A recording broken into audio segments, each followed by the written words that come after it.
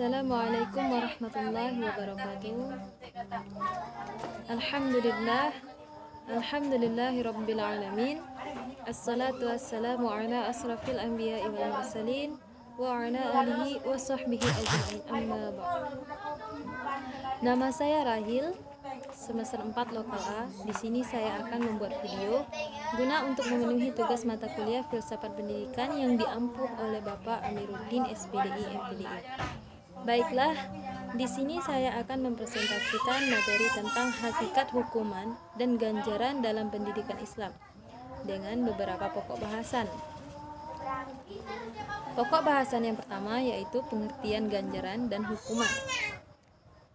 Pengertian ganjaran secara etimologi, tema ganjaran berasal dari kata ganjar yang berarti memberi hadiah atau upah.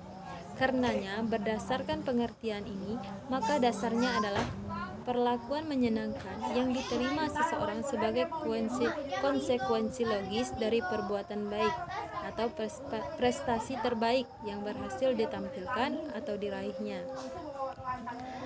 Istilah ganjaran didapatkan di dalam Al-Quran dan menunjukkan apa yang diperbuat oleh seseorang dalam kehidupan ini atau akhirat kelak karena amal perbuatan yang baik.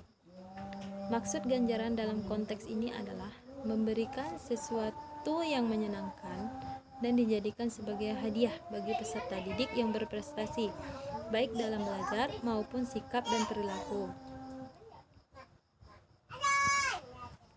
serta dapat menjadi motivasi bagi peserta didik lainnya untuk mencapai target pendidikan secara maksimal.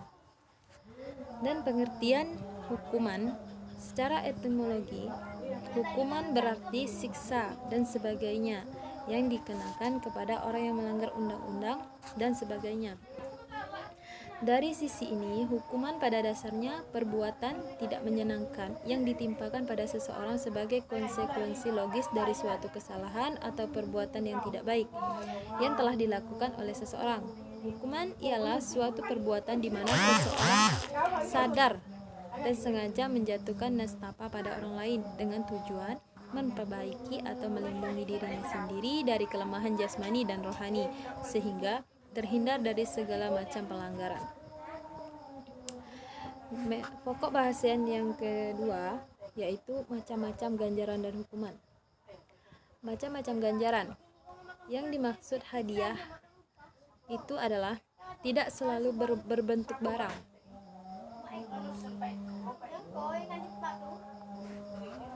Ganjaran dapat dilakukan oleh pendidik dengan cara bermacam-macam, antara lain yaitu pendidik mengangguk-angguk kepala, tanda senang dan membiarkan jawaban yang diberikan oleh seorang peserta didik. Yang kedua, bisa juga dilakukan dengan pendidik memberikan kata-kata yang menggembirakan atau pujian kepada murid tersebut. Yang ketiga, yaitu guru bisa memberikan benda-benda yang menyenangkan dan berguna bagi peserta didik. Dan di sini macam-macam hukuman. Selanjutnya macam-macam hukuman, yaitu setelah larangan yang sejenisnya diberikan dan ternyata pelanggaran masih dilakukan, tibalah masanya pemberian hukuman. Hukuman tidak usah selalu hukuman badan.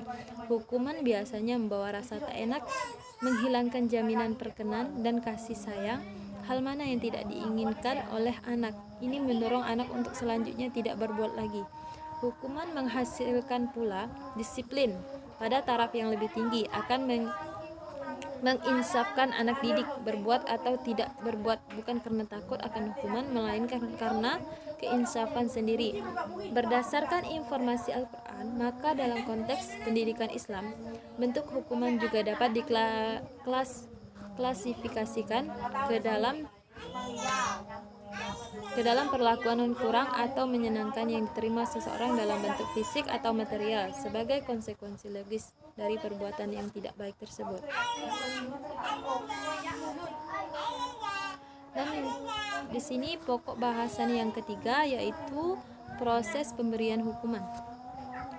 Dalam hal ini, Al-Ghazali tidak sependapat kepada orang tua dan pendidik yang dengan cepat-cepat dan sekaligus memberi hukuman terhadap anak-anak yang melakukan kesalahan dan melanggar peraturan.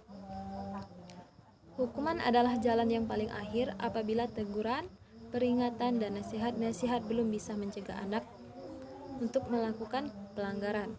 Pada tahap pertama, anak diberi kesempatan untuk memperbaiki kesalahan sehingga ia mempunyai rasa kepercayaan terhadap dirinya dan ia menghormati dirinya. Kemudian ia merasakan akibat perbuatannya tersebut. Akhirnya, ia sadar dan insaf terhadap kesalahannya dan berjanji dalam hatinya tidak akan mengulangi lagi kesalahannya tersebut. Apabila pada tahap pertama ini belum berhasil, maka dilanjutkan tahap yang kedua, yaitu berupa teguran, peringatan, dan nasihat-nasihat. Sebagaimana penjelasan Al-Ghazali, maka dalam tindakan yang demikian, kalau si anak masih kembali lagi berbuat tidak baik untuk kedua kalinya, maka sebaiknya ia ditegur dengan sembunyi dan persoalan itu dianggap besar terhadap anak tersebut. Baiklah, mungkin hanya ini yang dapat saya sampaikan dalam mempresentasikan makalah ini. Kurang dan lebihnya saya mohon maaf. Saya akhiri. Wassalamualaikum warahmatullahi wabarakatuh.